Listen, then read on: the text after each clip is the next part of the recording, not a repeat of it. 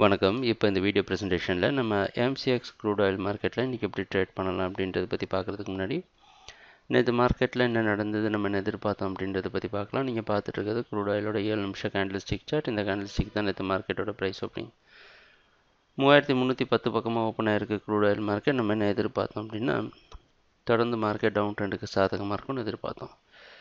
Price open ஆனது ஓரளவு ஏற்றத்தை கொடுத்து பல முறை 3330லேருந்து 3320 வரைக்கும் போய் ரெசிஸ்டன்ஸ் எடுத்து புதிய லோ கிரியேட் பண்ணி திருப்பியும் மறுபடியும் போய் ரெசிஸ்டன்ஸ் எடுத்து 3283 பக்கமாக லோ கிரியேட் பண்ணி 3301 க்ளோஸ் ஆகிருக்கு.